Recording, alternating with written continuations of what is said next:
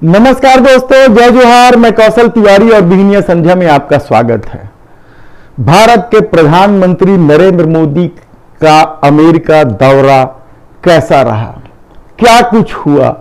उससे भारत को क्या फायदा मिलेगा और भारत की स्थिति पूरी दुनिया में क्या बनी, इसे हम समझने की कोशिश करते हैं कि आखिर जो सफलता के झंडे गाड़ने की बात कही जा रही है उस पर कितनी सच्चाई है। इसके प्रधानमंत्री नरेंद्र मोदी के अमेरिका यात्रा के पहले राहुल गांधी का अमेरिकी यात्रा क्या सफल रहा और उसकी वजह से ही वहां कुछ जो बवाल देखने को मिले वह हुआ, क्या सवाल हुए, किस तरह की बात उठी, यह हम पूरा मामला समझने की कोशिश करते हैं। दरअसल यह पूरा दौरा उस पत्रकार वार्ता के केवल एक साधारण से सवाल पर जाकर टिक गया और उस सवाल को ही यदि आप ध्यान दें तो समझ सकते हैं कि देश के प्रधानमंत्री नरेंद्र मोदी की भारत यात्रा क्या है और दुनिया किस तरीके से समझती है। बड़े साधारण से सवाल थे वो, लेकिन उस सवाल का जवाब देने में भी देश के प्रधानमंत्री नरेंद्र मोदी हिचकिचा गए या फिर घबरा गए या फिर बौखला गए, कहा जाए तो गलत नहीं होगा, क्योंकि उस सवाल का जवाब देते हुए प्रधानमंत्री ने लोकतंत्र की परिभाषाएं पढ़ दी, जबकि हकीकत इससे परे है और सवाल शायद इसलिए उठे थे। हम आपको बताएंगे कि भारत में मुस्लिम अल्पसंख्यकों के खिलाफ किस तरीके से खेल हुआ। हमारे पास कई सबूत हैं, हम आपको सबूत बताएं। इससे पहले बता देते हैं कि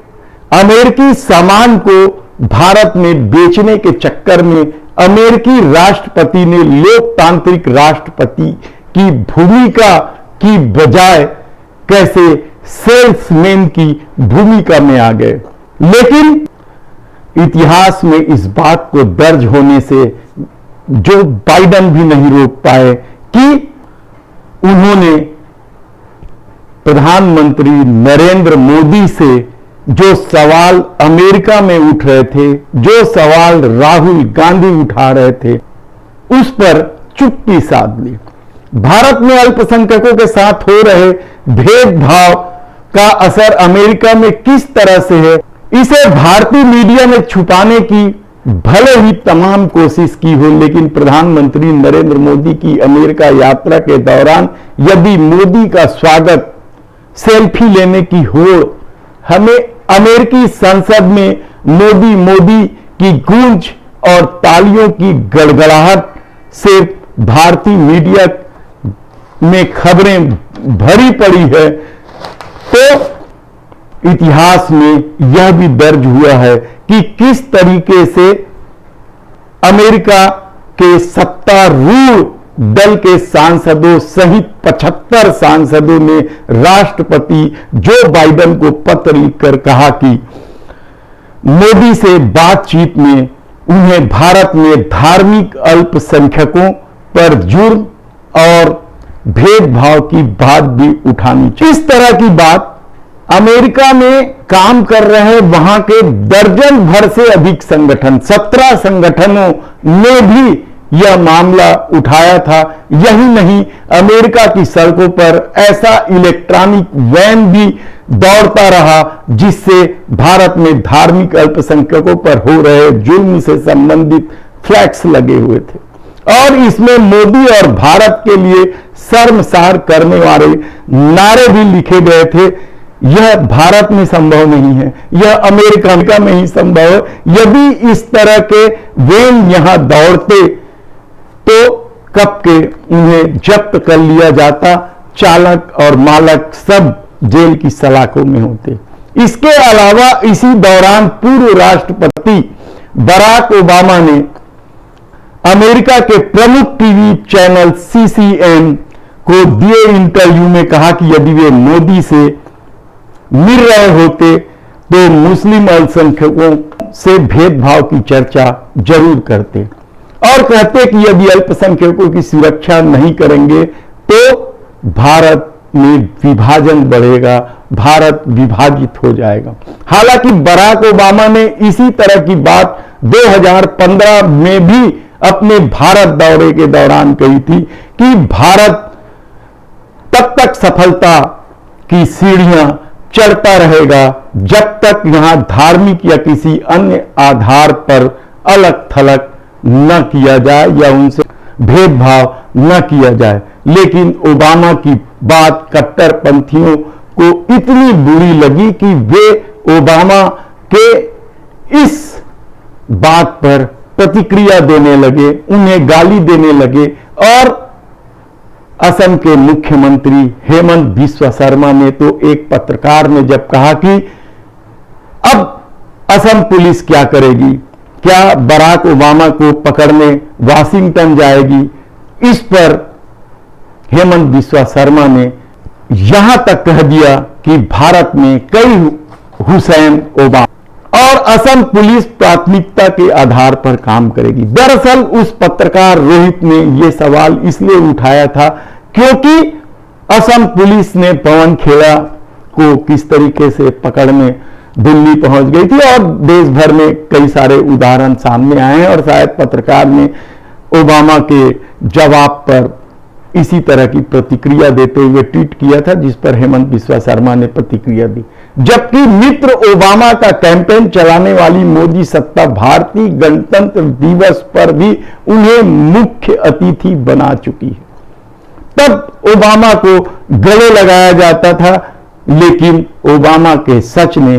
कट्टरपंथियों को बौखला दिया। इसके अलावा जो सबसे महत्वपूर्ण बात है,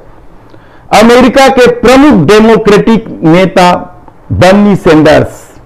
जिन्हें अमेरिकी जनता गंभीरता से सुनती आई है, उन्होंने कहा कि मोदी सरकार ने प्रेस और सिविल सोसाइटी पर कड़ा प्रहार किया है, विरोधियों को जेल में डाल दिया है और हिंदू राष्ट्रवाद को बढ़ावा दिया है, जिसकी वजह से अल्पसंख्यकों की मुश्किलें बढ़ी है। जो बाइडेन को इस संबंध में मोदी से बात करनी चाहिए। यही नहीं, जब पत्रकार वार्ता की बात हुई और कहा गया कि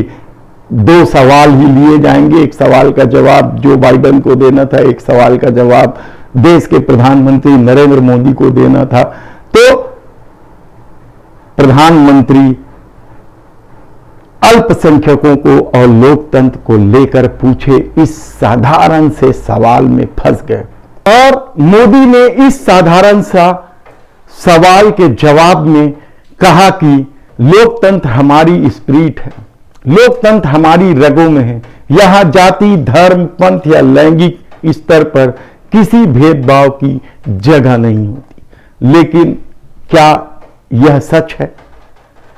इस दौर में भारत में क्या कुछ नहीं हो रहा है, जिसका सबसे बड़ा उदाहरण तो बराक ओबामा के इंटरव्यू के बाद असम के मुख्यमंत्री हेमंत बिस्वा शर्मा की प्रतिक्रिया आप पढ़ने पर महसूस कर सकते हैं। ऐसे में यदि देश के प्रधानमंत्री नरेंद्र मोदी और कट्टरपंथी सोचते हैं कि लोकतंत्र की दुहाई देकर अल्पसंख्यकों से अत्याचार को दबा दिया जाए, तो यह आज की दुनिया में संभव नहीं है और कोई भी देश ऐसे मामलों को लेकर आने वाली दूसरे देशों की प्रतिक्रिया को अपना घरेलू मामला में दखल कहकर खारिज नहीं कर सकती। तब अल्पसंख्यकों के सवाल पर मोदी का जवाब इसलिए भी झूठा है क्योंकि इस दौर में देश ने देखा है कि मोदी के प्रधानमंत्री बनते ही कट्टरपंथियों ने उन्हें जिस तरीके से पहली बार हिंदू प्रधानमंत्री बनने का जिक्र किया था, अपराधियों को सजा देने के नाम पर बुलडोजर चला, सार्वजनिक रूप से बायकॉट करने वालों को सत्ता का संरक्षण मिला। कितने उदाहरण हैं। खुद भारतीय जनता पार्टी के एक सांसद ने कहा था कि मुसलमानों का सार्वजनिक बहिष्कार करना चाहिए।